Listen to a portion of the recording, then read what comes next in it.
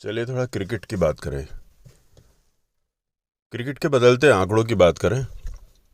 पिछले 50 सालों को ले लेते हैं। 50 सालों में क्रिकेट के आंकड़े खेल के साथ किस तरह बदले, थोड़ा ये इसकी बात करें। अलग अलग पार्ट में बात करते हैं। इन सालों को 3 भागों में बांटते हैं। शुरुआत करते हैं लेट 60s से, जब मैंने इस खेल को फॉलो करना शुरू किया, जब मैं 6 या 7 साल का था। तो जैसी कि परंपरा है देश में हमारे कि सब बच्चे क्रिकेट से ही अपने स्पोर्ट्स और गेम्स की शुरुआत करते हैं, तो हमने भी की थी 70s में। दिल्ली के आसपास होने का एक फ़ायदा होता था कि कमेंट्री बड़ी साफ़ सुथरी सुनाई देती थी और खेल की बातें पता चल जाती थी। तो ये समय था जब टेस्ट मैचेस का समय था और 5 दिन के टेस्ट मैच होते थे, बीच में एक दिन का रेस्ट डे होता था और क्रिकेट थोड़ा आराम से होती थी। सर्दियों में ज़्यादा क्रिकेट होती थी और सर्दियों की सुबह हल्की हल्की धूप में कमेंट्री सुनने का अपना एक अलग आनंद होता था। धीरे धीरे मैचेस चलते थे। बहुत ज़्यादा आपाधापी भाग दौड़ नहीं थी। टेस्ट मैचेस होते थे। 5 5 दिन के स्पिनर्स हमारी एक बहुत बड़ी ताकत थे उन दिनों। तो मैचेस में ज़्यादातर जो रिकॉर्ड्स होते थे वो कुछ इस तरह के होते थे कि पहले विकेट की पार्टनरशिप में कितने रन बने, दूसरे विकेट की पार्टनरशिप में कितने रन बने, और देश के लिए ये रिकॉर्ड और पूरे वर्ल्ड रिकॉर्ड्स क्या क्या हैं। ख़ास तौर से इन्हीं चीज़ों पर ज़्यादा ध्यान दिया जाता था। बहुत ज़्यादा तेज़ रन बनाने की कोई ज़रूरत नहीं थी। पिच पर खड़े होना और 5 दिन निकालना, ये अपने आप में एक अलग ही काबिलियत थी। और इस तरह के बैट्समैन थे हमारी टीम में जो पहले समय से खेलते चले आ रहे थे, जो इन सब मापदंडों पर खरे उतरते थे। उनके ऊपर बहुत जिम्मेदारियां होती थी क्योंकि टीम में चुनिंदा बैट्समैन थे और फिर बॉलर्स आ जाते थे। उन दिनों की टीम में हमारे जो कुछ तेज़ खेलने वाले बल्लेबाज भी होते थे, जो नेचुरली तेज़ खेलते थे और वो उस समय भी तेज़ खेलते थे, जैसे कि ब्रजेश पटेल और संदीप पाटिल साहब। ये लोग सब सिक्स मारने के लिए शायद टीम में रखे जाते होंगे या तेज़ खेलने के लिए।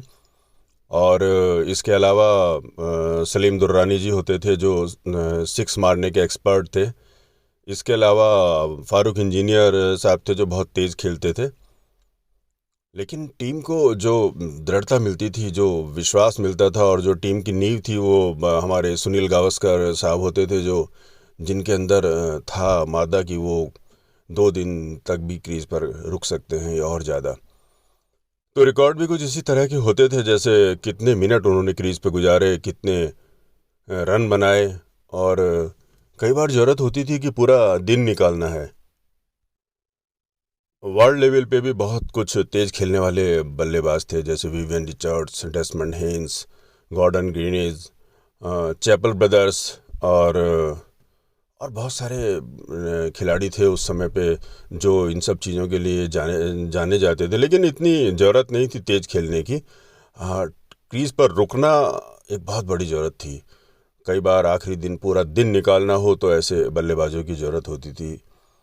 तो ये वो दौर था जब क्रिकेट 5 दिन आराम से खेली जाती थी और पूरे साल नहीं खेली जाती थी, कुछ महीने ही खेली जाती थी। विदेश में रन बनाना और देश में रन बनाने की महत्ता थोड़ी अलग अलग थी, क्योंकि विदेश में फास्ट बॉलिंग बहुत होती थी। डेनिस लिली, जेफ थॉमसन और Croft, Gardner, Ambrose, Andy Roberts, Marshall और माइकल होल्डिंग, इन सबको खेलने वाले बल्लेबाज भी थोड़ा अलग अलग थे। हमारे पास में कुछ संजय मांजरेकर, मोहिंदर अमरनाथ, सुनील गावस्कर, जो इस तकनीक से वाकिफ़ थे, और हमारे पास थोड़ा फास्ट बॉलर्स की कमी थी। हम स्पिनर्स पर ज़्यादा डिपेंड करते थे और हमारे स्पिनर्स बहुत ही अद्भुत चमत्कारिक थे। वो किसी भी दिन कुछ भी कर सकते थे। लेकिन हमारे बल्लेबाजों को इन फास्ट बॉलिंग को खेलना पड़ता था विदेश में जाकर। तो ये एक बहुत बड़ी बात थी कि वो किस तरह से अपने आप को इस काबिल बनाते थे कि वो इन बॉलर्स को खेलते थे। ख़ास तौर से बात बार बार आती है सुनील गावस्कर साहब की, जिन्होंने एक के बाद एक रिकॉर्ड्स बनाए।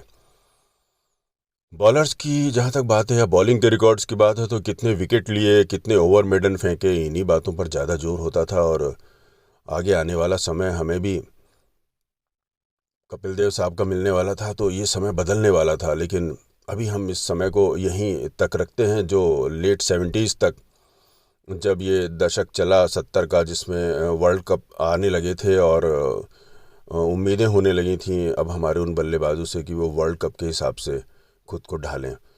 तो इस पहले दौर को यहीं तक सीमित रखा जाए, 70 के दशक तक। आगे की बात दूसरे पार्ट में की जाए।